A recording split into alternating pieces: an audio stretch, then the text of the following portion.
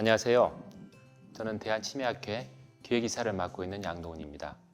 오늘 이 시간에는 치매란 무엇인가에 대해서 여러분과 함께 알아보도록 하겠습니다.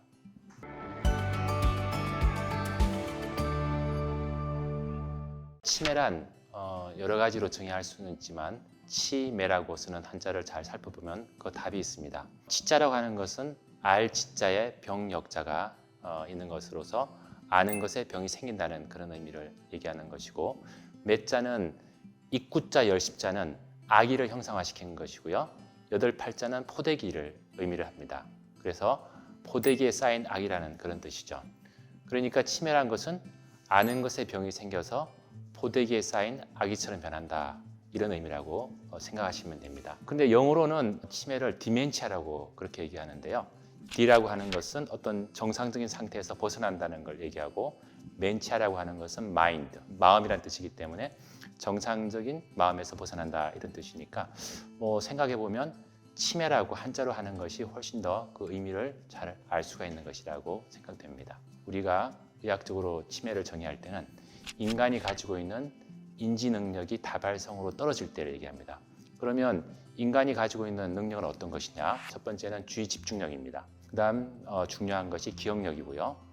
그 다음 언어 능력, 시공간 인지 능력, 그리고 이를 집행하는 전두엽 기능입니다. 이 5가지 중에서 기억을 포함해서 다른 영역이 떨어질 때 다발성 인지 기능 저하라고 그렇게 얘기합니다. 그리고 또 중요한 것은 인지만 떨어져서 문제가 되는 것은 아니고, 일상생활이나 직장생활에서 어떤 기능이 떨어지면서 타인의 그 도움을 필요하는 상태, 이때를 우리가 치매라고 얘기를 합니다. 다발성 인지장애는 있긴 하지만 혼자 생활하는데 크게 문제가 없다. 그렇다 그러면 우리는 그 상태를 경도인지장애, 치매가 생기기 전의 경도인지장애라고 그렇게 얘기를 하는 것이죠. 치매는 하루아침에 딱 발생되는 것이 아닙니다. 모든 것은 천천히 이제 순서가 있게 나타나는 것인데, 초기 치매, 경도 치매, 중등도 치매, 중증 치매, 이렇게 점점 이제 치매가 깊어진다고 하면 치매의 전 단계가 있습니다. 경도 인지 장애보다 더 앞선 상태가 있어요. 주관적 인지 저하라고 그렇게 얘기하는데, 이때는 어떤 상태냐면 본인은 문제가 있어서 기억이 떨어져서 왔지만 실제로 검사를 해보면 기억력이나 모든 것이 정상적인 범위 안에 있는 그런 것을 얘기합니다. 당연히 그 이전은 정상이라고 그렇게 얘기하죠. 그래서 정상부터 이렇게 점점 더 심해지는 이런 단계에 오면서 치매가 천천히 발생을 한다, 그렇게 보시면 될 것 같습니다. 치매는 사실은 단일 질환에 의해서 나타나는 것은 아닙니다. 치매 자체는 우리가 질병이 아니고 질환군이라고 그렇게 얘기합니다.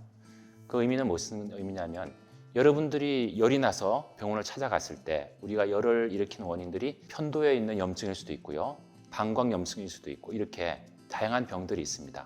그것처럼 치매를 일으키는 병들은 한 70여 가지가 됩니다. 굉장히 많은 이제 원인들이 있는데, 이제 알츠하이머병, 전두축두엽 치매, 루이치 치매, 이런 것들이 있고요. 그 다음에 혈관성 치매, 혈관이 막히면 생기는 그런 병들도 있죠. 신장 기능이 떨어지거나 간 경변이 있거나 일산화 중독이라든지 중금속 중독, 이런 것들도 되고, 뇌염, 그 다음에 뇌 종양, 이런 다양한 원인들에 의해서 뇌 기능이 떨어지고서 그것들이 다발성 인지장애를 일으킬 때, 그래서 그것이 이제 다른 사람의 도움을 필요하는 그런 상태까지 일상생활하는 장애가 있을 때 우리는 이것을 치매라고 그렇게 얘기를 합니다. 그러니까 치매를 알려고 그러면 이 질환을 잘 알아야지 치매를 진단하고 치료를 할 수 있다고 생각하시면 될 것 같습니다. 오늘은 치매란 무엇인가에 대해서 여러분과 함께 알아봤습니다. 감사합니다.